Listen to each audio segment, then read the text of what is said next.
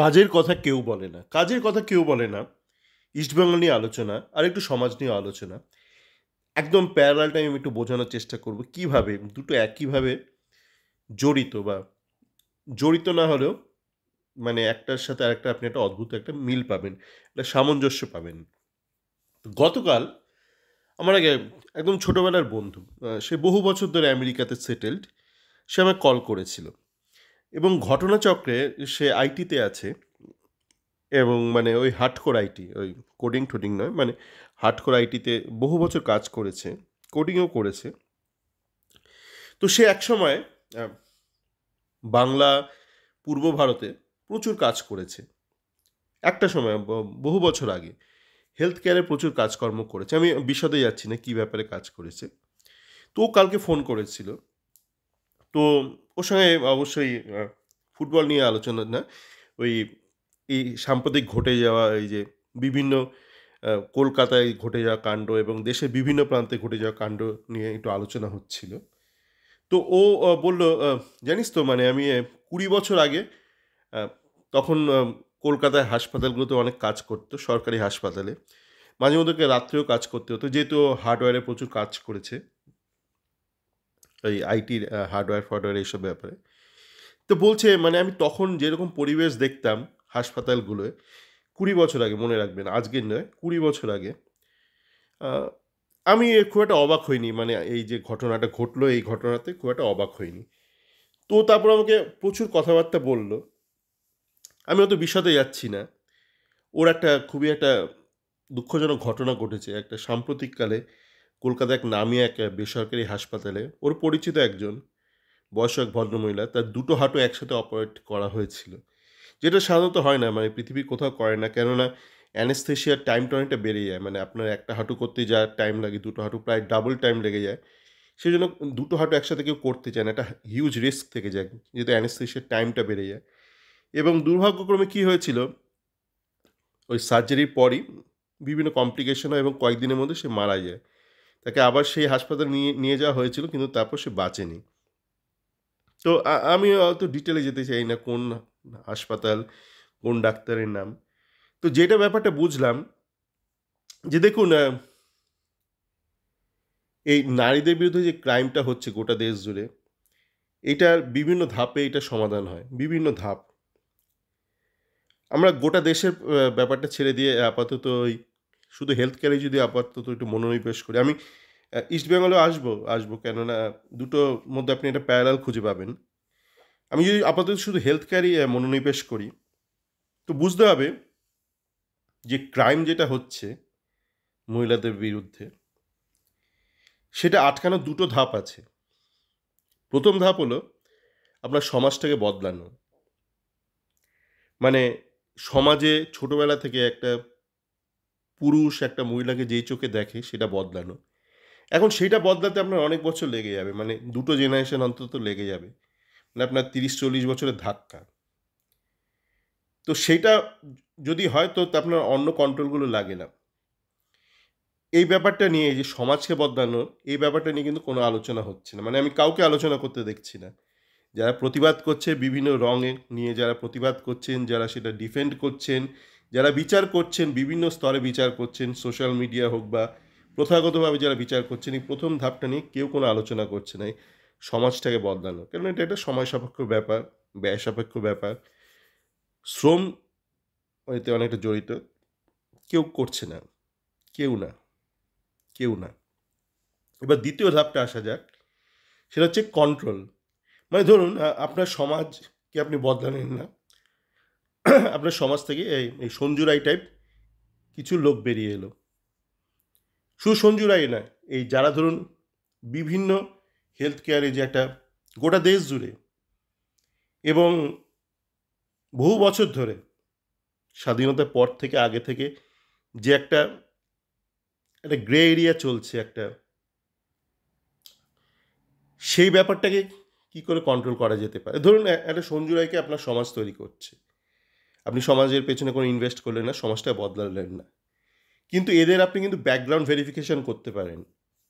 Background verification করে আপনি এদেরকে যে হাই রিস্ক জবগুলোতে আছে, যেখানে ধরুন নাইট ডিউটি ইনভলভ বা শিশুদের সাথে ডিল করতে হচ্ছে, সেখানে সাথে তাদের আটকাতে পারেন। যেখানে ইউএসএতে ধরুন এই যে ক্রেডিট রেকর্ড বলে যেটা হয়, ক্রেডিট হিস্ট্রি, একজনের ক্রেডিবিলিটি হিস্ট্রি, এটা বেটার হচ্ছে ক্রেডিবিলিটি হিস্ট্রি, তার কোনো ক্রাইম রেকর্ড সব কিছু ম্যাপড হয়ে যায়।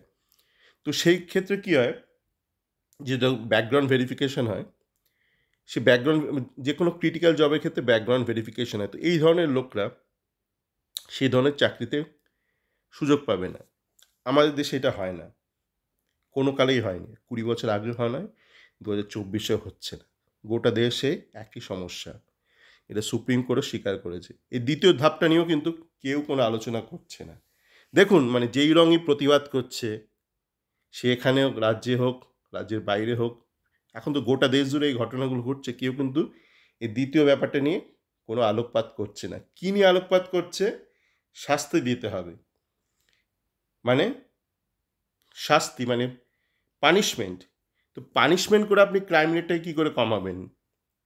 ধরুন সঞ্জু রায় বা যে ধরুন করেছে এই ধরনের কাজ, দেশে বিভিন্ন প্রান্তে, সে উত্তরপ্রদেশ হোক, কলকাতায় হোক, গুজরাটে হোক, মহারাষ্ট্রে হোক, গোটা দেশ জুড়ে আমরা দেখছি এগুলো হয়ে আসছে। তা আপনি তাদের খুব তাড়াতাড়ি আপনি শাস্তি দিতে পারবেন, কিন্তু এই ক্রাইম রেটটা কমাতে পারবেন না। কেননা আপনি প্রথম আর দ্বিতীয় ধাপটাতে কোনো কাজ করছেন না, কেউ করছে না, কেউ ভাবছেও না। যারা আন্দোলনকারী তারাও করছে না, তারা আন্দোলনে তাদের ট্র্যাক বদলে গেছে। তো এই দুটো ধাপ নিয়ে কেউ আলোচনা করছে না, তৃতীয় ধাপে সবাই চলে গেছে। এই দ্বিতীয় ধাপটা নিয়ে যদি কাজকর্ম শুরু হয়, সেখানেও প্রচুর অবকাশ আছে। ধরুন আমাদের যে হেলথ কেয়ার সিস্টেম আছে, যেখানে ধরুন মেডিকেল রিপ্রেজেন্টেটিভ যখন তখন ঢুকে যায় হাসপাতালের মধ্যে, প্রাইভেট হোক কি সরকারি হোক, কি আপনার যেখানে প্র্যাকটিস হচ্ছে, ঢুকে ধরুন আপনার যে ওষুধ, বিদেশে আপনারা জানেন নিশ্চয়ই যে জেনেরিক ওষুধ থাকে, যেটা অনেক সস্তা। তো নিয়ম হচ্ছে রুগীকে জেনেরিক ওষুধ দিতে হবে। আমাদের দেশে সেগুলো নেই। মানে যে ওষুধটা হয়তো জেনেরিকের দাম 20 টাকা, সেটা হয়তো কোনো একটা ব্র্যান্ডেড কোম্পানি হয়তো 500 টাকা, ডাক্তারি 500 টাকার ওষুধটাই লিখে দেয়, কোনো চেক নেই। বা ধরুন এই মেডিকেল রিপ্রেজেন্টেটিভ, তার জন্য অবশ্যই তো কিছু একটা লেনাদেনা হয়, এটা তো কেউ অস্বীকার করে লাভ নেই। তারপর ধরুন এই বিভিন্ন সেমিনারে এদের পাঠানো হয় ডাক্তারদেরকে, এদেশ ওদেশ, আমেরিকাতে পাঠালো, সুইজারল্যান্ডে পাঠালো, থাইল্যান্ডে পাঠালো মাসাজ নিতে। এই যে একটা চক্র কাজ করছে গোটা দেশ জুড়ে, কোনো রাজ্যের ক্ষেত্রে রাজ্যকে আমি আলাদা করে বলবো না, এর পিছনে কিন্তু অনেক রয়েছে, মানে এ হাত ও হাত আছে। তো এই নিয়েও কেউ বলছে না। দেখবেন আপনার ডাক্তাররাও এগুলো নিয়ে বলছে না। ডাক্তার একজনও বলছে না যে এগুলো বন্ধ করতে হবে, বা ডাক্তাররা বলছে না যে একটা প্রাইভেট হাসপাতালে একটা রুগীকে ঢোকালে তার 2 লাখ 3 লাখের নিচে বিলই হয় না। যাই হোক, সে একটা যদি হচ্ছে মানে পেট ব্যথা নিয়ে ঢুকলো, তাকে 2 লাখ টাকা বিল করে দিল, কি 1 লাখ টাকা বিল করে দিল। তো এর কোনো অডিটিং হয় না। অডিটিং মানে হয় না, মানে সরকারের তরফ থেকে হয় না, বেসরকারি মানে যারা ইন্স্যুরেন্স কোম্পানি তারাও করে না, মানে কোনো কন্ট্রোল নেই। মানে রাজ্য সরকার হোক বা কেন্দ্রীয় সরকার, কোনো কন্ট্রোল নেই। এবার আসছে যে ইস্ট বেঙ্গলও কীভাবে হচ্ছে। এই যে অনেকে এখন বলছে যে কোচ বদলাতে হবে, কুয়াদ্রাতকে বদলাতে হবে, বিনোকে বদলাতে হবে। তো এটা হচ্ছে তৃতীয় ধাপে চলে গেলাম, ওই শাস্তির মতন হয়ে গেল, মানে পারছে না, বদলাতে হবে। প্রথম ধাপটা কী ছিল? সমাজকে বদলানোর। মানে আপনার কী দরকার ছিল? আপনার একটা স্ট্রাকচার দরকার ছিল। যে ধরুন ফিফা বা এফসি থেকে একটা লাইসেন্সিংয়ের সময় একটা স্ট্রাকচার বলে, আপনার একটা সিইও লাগবে, সিটিও লাগবে। ওগুলো শুধু দেখানোর জন্য নয়, কেন ফিফা তোমাকে একটা স্ট্রাকচার প্রপোজ করে দিচ্ছে যে এই স্ট্রাকচারটা তোমার দরকার, এই কাজগুলো তোমাকে বোঝার দরকার আছে। তো সেই স্ট্রাকচার আমাদের নেই। তো আমরা যাকে তাকে একটা ভাড়াটে করে একটা সিইওকে দেখিয়ে দিই, সিটিও হয়তো অন্য কাজ করছে, স্কাউটিং করছে, তাকে সিটিও বলে দিই। তো এই কাজগুলো করতে হবে আপনাকে। আপনি লেগেসি ধুয়ে চলতে পারবেন না। আপনার লেগেসি আপনার শক্তি, কিন্তু আপনি যদি লেগেসি নিয়ে পড়ে থাকেন, হবে না। আপনাকে আধুনিকরণ করতে হবে, আপনাকে যুগের সঙ্গে তাল মিলিয়ে চলতে হবে। আপনি বলতে পারেন না আমি 100 বছরের পুরনো বিদ্যা নিয়ে, ঢাল তলোয়ার নিয়ে এখনও যুদ্ধে যাব। আপনি বলতে পারেন আমার একটা ইতিহাস আছে, একটা ঐতিহ্য আছে, কিন্তু আপনাকে আধুনিকও হতে হবে। আধুনিক হতে কিন্তু খরচ লাগে না, আপনার মনটাকে আধুনিক হতে হবে। তা আপনার স্ট্রাকচারটাকে আপনি একসময় ধরুন যখন ঢাল তলোয়ার নিয়ে লড়েছেন, তখন আপনার উল্টো দিকে সব নিধিরাম সর্দাররা ছিল। এখন আপনার উল্টো দিকে অনেক ক্লাব রয়েছে, যাদের কাছে অর্থবল আছে, যাদের কাছে আধুনিক জ্ঞান রয়েছে। এবার আপনার আধুনিক জ্ঞান আপনিও আনতে পারেন। আপনাকে আনতে হবে, নাহলে কিন্তু আপনি পারবেন না। শুধু টাকার জোরে আর ঐতিহ্যের জোরে আপনি লড়তে পারবেন না। আপনাকে আজকের দিনের মতন করে আধুনিক হতে হবে, চিন্তাভাবনায় হতে হবে, কাজকর্মে হতে হবে। তৃতীয় ধাপটা নিয়ে তো আলোচনা করেছি ইস্টবেঙ্গলে, মানে ওই শাস্তির ব্যাপারটা, তাড়িয়ে দাও, কদরাতকে তাড়িয়ে দাও, বিনুকে তাড়িয়ে দাও। এটা কোনো সমস্যার সমাধান না। ওকে তাড়াবেন, আরও একটা কদরাতকে ধরে আনবেন, আরও একটা বিনুকে ধরে আনবেন, আবার এরকম ঘোটালা হতে থাকবে। তো আপনার দ্বিতীয় ধাপ, মানে আমি ওখানে কি বলেছিলাম যে অডিটিং করতে হবে, যে হাসপাতালে কারা ঢুকছে, রাত বিরেতে কারা ঢুকছে, কখন যখন এমআররা কেন ঢুকে যাচ্ছে, এমআরদের সাথে কী লেনদেন হচ্ছে, ডাক্তার যে ফাইন্যান্সিয়াল স্টেটমেন্ট, তারা বিদেশে যাচ্ছে কেন যাচ্ছে, সেগুলো অডিট করতে হবে। ডাক্তারদের ক্ষেত্রে, হেলথ কেয়ারে যারা কাজকর্ম করছে, যারা মেডিকেল রিপ্রেজেন্টেটিভ, তাদের ব্যাঙ্ক অ্যাকাউন্ট, এগুলো সব আপনাকে অডিট করতে হবে।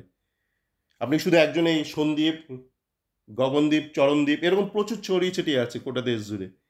এই সন্দীপ যে এই ব্যক্তি, তাকে তো বহুবার তাড়ানোর চেষ্টা হয়েছিল। এই ডাক্তাররা আজকে যারা প্রতিবাদে আন্দোলন করছে, এই ডাক্তারে তখন ব্যাগরা দিয়েছিল, না সন্দীপ বাবুকে ছাড়া যাবে না, এরকম প্রিন্সিপালকে ছাড়া যাবে না। তো ব্যাপারটাতে কিন্তু অনেকেই জড়িয়ে রয়েছে। আমি খুনের ব্যাপারটা দিয়ে যাচ্ছি না, ওটা তো একদম হয়তো একটা আলাদা হয়তো ঘটনা, সেটা সিবিআই তদন্ত করছে, করুক কি। এই যে গোটা দেশে যে একটা সিস্টেম রয়েছে, একটা কার্টেল রয়েছে, এইটাকে কিন্তু শুধরানো দরকার আছে। সে আপনার হেলথ কেয়ারে বলুন, ফুটবলে বলুন, এরকম আপনি যদি এই দুটো বোঝেন, আপনি বাকি ব্যাপারগুলো তো বুঝবেন আর কোথায় কোথায় থাকতে পারে।